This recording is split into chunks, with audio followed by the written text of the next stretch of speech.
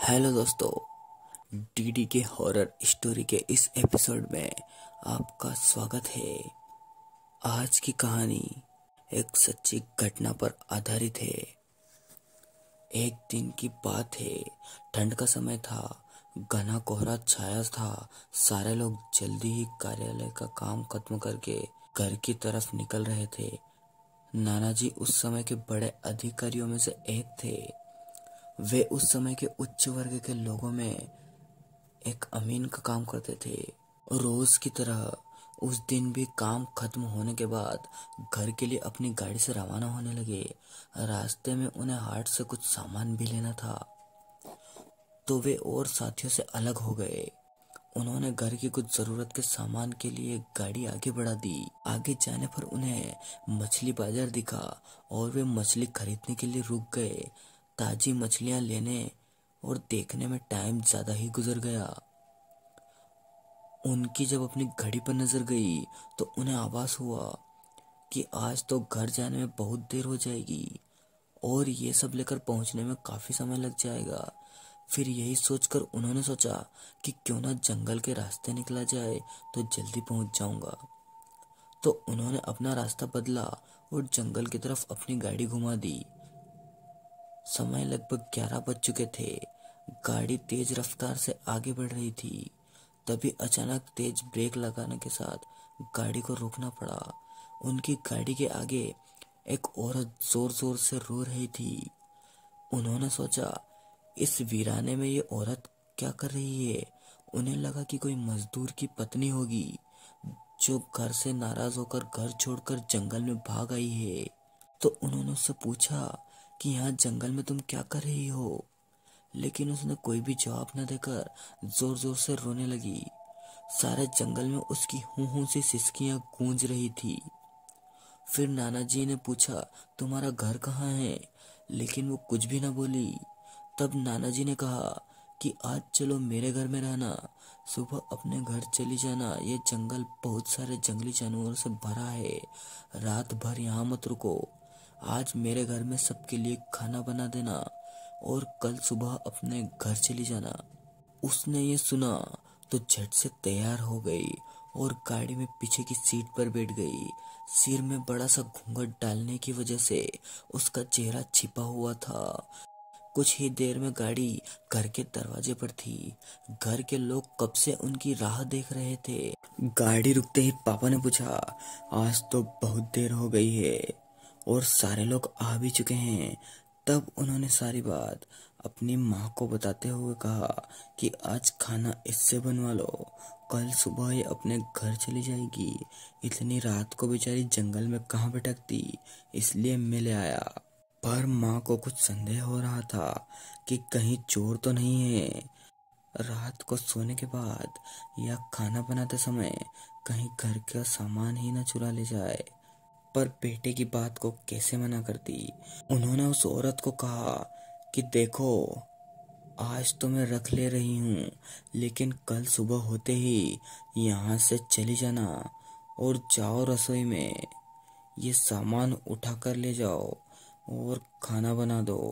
उसने फिर से कोई जवाब नहीं दिया, बस हूं हूं की आवाज बाहर आई और वो सारा सामान लेकर माँ के पीछे पीछे बहुत दूर तक चल दी।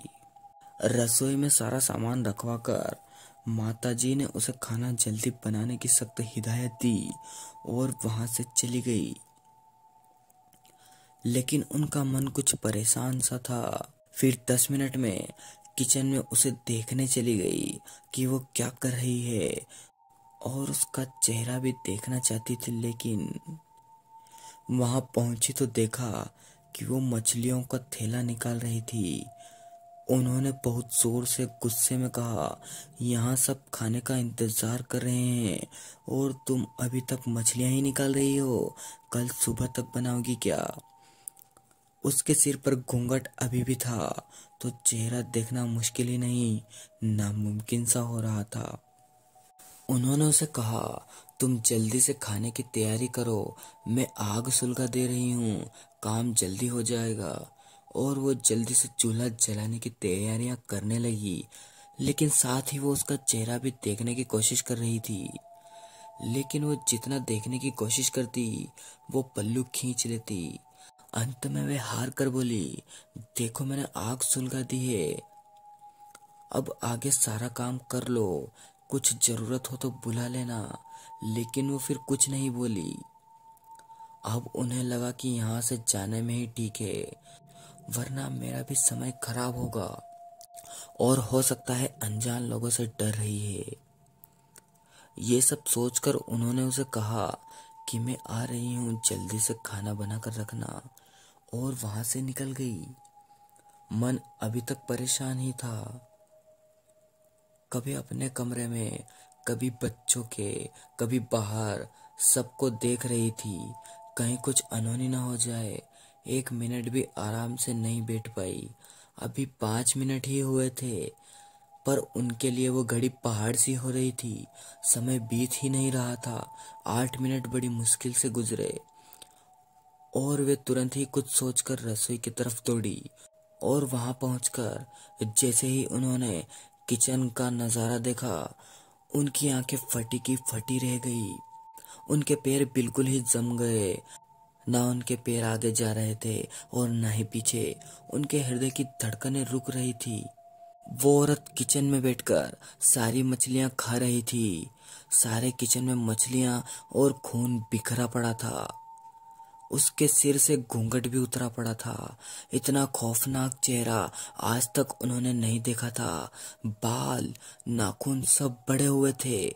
मछलियां खाने में मगन होने की वजह से उसे कुछ ध्यान भी नहीं था, और खुशी से कभी कभी वो आवाजें भी निकाल रही थी। हूं हूं सी आवाजें गूंज रही थी। किचन घर के पीछे होने की वजह से और लोगों का ध्यान भी इधर नहीं आ रहा था। माँ को भी कुछ समझ में नहीं आ रहा था कि चिल्लाने से कहीं घर के लोगों को नुकसान ना पहुंचे। वो चुड़ैल से अपने घर को कैसे बचाए, उन्हें समझ में नहीं आ रहा था। बस भगवान का नाम ही उनके दिमाग में आ रहा था। अचानक वे आगे बढ़ने लगी उसकी तरफ, और झट से एक थाल लिया और चूल्हे की तरफ दौड़ी। उस चुड़ैल की नजर भी माँ पर पड़ चुकी थी। वो भी कुछ सोचकर उठी अपनी जगह से। माँ कुछ भी देर नहीं करना चाहती थी। उन्हें पता था कि आज अगर जरा सी भी लापरवाही हुई तो अनहोनी हो जाएगी। उस चुड़ैल के कुछ करने से पहले ही उन्हें चूल्हे तक पहुंचना था, और चूल्हे के पास पहुंचकर उन्होंने जलता हुआ कोयला थाल में भर लिया और चुड़ैल की तरफ लेकर जोर से फेंका। आग की जलन की वजह से वो डरावनी आवाजें निकालने लगी। अब तो उसकी आवाजें बाहर भी जा रही थी। सारे लोग बाहर से किचन की तरफ भागे। वो चुड़ैल हूं हूं की जोर जोर से आवाज निकाल रही थी, पूरे किचन में दौड़ रही थी और माताजी को पकड़ना भी चाह रही थी। लेकिन अब सारे लोग किचन में आ चुके थे। काफी लोगों की भीड़ देखकर वो औरत भी डर गई थी। लोगों की भीड़ को फैलता देख वो बाहर जंगल की तरफ भाग गई, और सारे लोग ये मंजर देखकर डरे सहमे से खड़े थे और मन ही मन माताजी की हिम्मत की दाद दे रहे थे।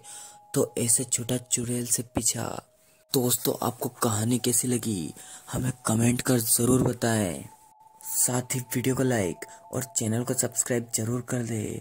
और अगर आपके साथ भी ऐसी कोई कहानी घटी हो तो आप हमें कमेंट कर जरूर बताएं।